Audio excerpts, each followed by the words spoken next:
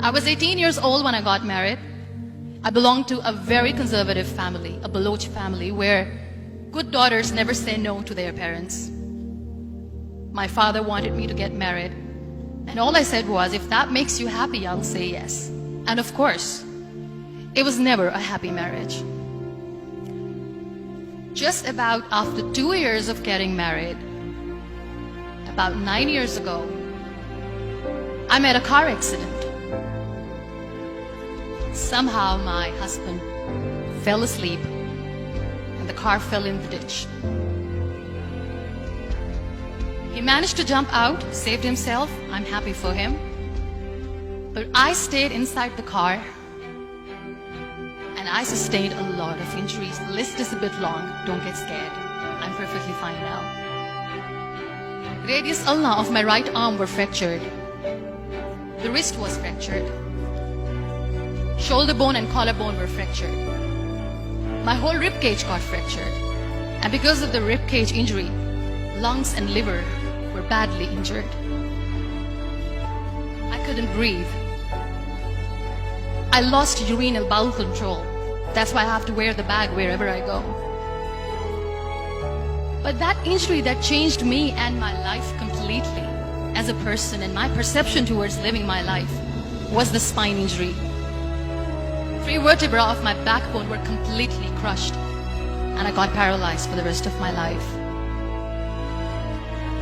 So this accident took place in a far-flung area in the outskirts of a very small province, Balochistan, where there was no first aid, no hospital, no ambulance. I was in the middle of nowhere in that toppled car.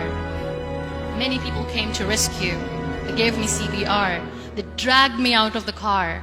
And while they were dragging me out, I got the complete transection of my spinal cord. I finally ended up in a hospital where I stayed for 2.5 months. I underwent multiple surgeries. Doctors have put a lot of titanium in my arm. There's a lot of titanium at my back to fix my back. That's why people in Pakistan call me the Iron Lady of Pakistan.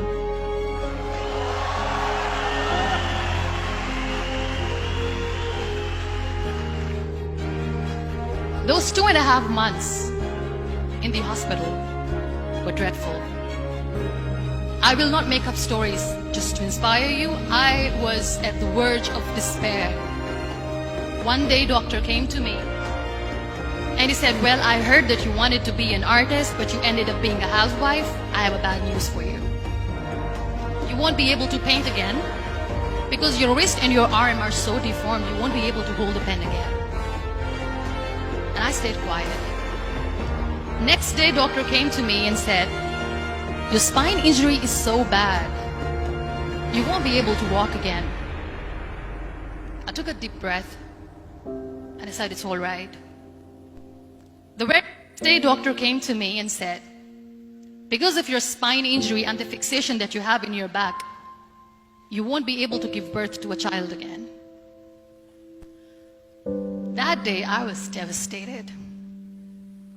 I still remember, I asked my mother, why me?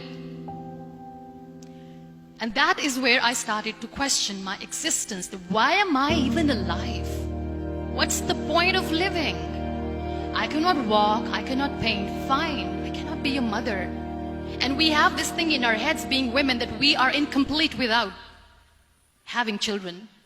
I am going to be an incomplete woman for the rest of my life. What's the point? So my mother said to me, this too shall pass. God has a greater plan for you. I don't know what it is, but He surely has.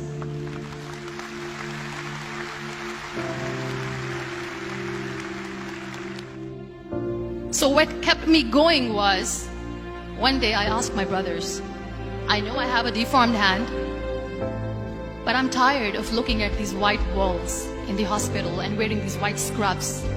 I'm getting tired of this. I want to add more colors to my life. I want to do something. Bring me some colors, bring me some small canvas. I want to paint.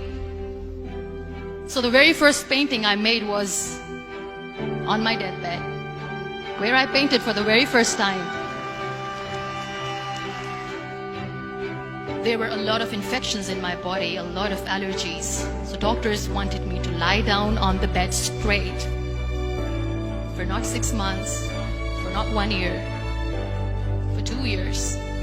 I was bedridden, confined in that one room, looking outside the window, listening to the birds chirping, and thinking maybe there will be a time when we'll be going out with the family and enjoying the nature.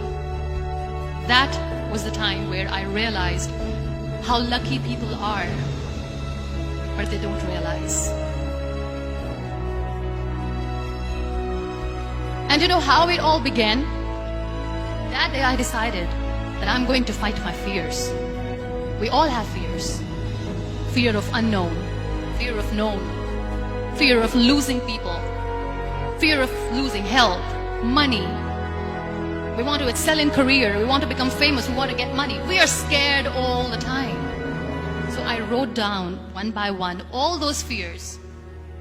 And I decided that I'm going to overcome these fears one at a time. Do you know what was my biggest fear? Divorce. At work. But the day I decided that this is nothing but my fear, I liberated myself by setting him free. And I made myself emotionally so strong that the day I got the news that he's getting married, I sent him a text that I'm so happy for you and I wish you all the best. And he knows that I pray for him today.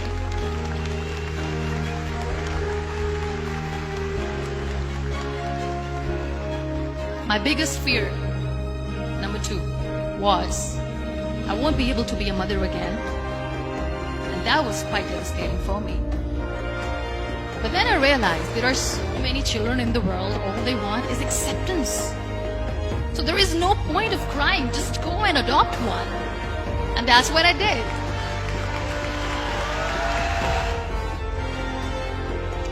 So when you accept yourself the way you are, the world recognizes you.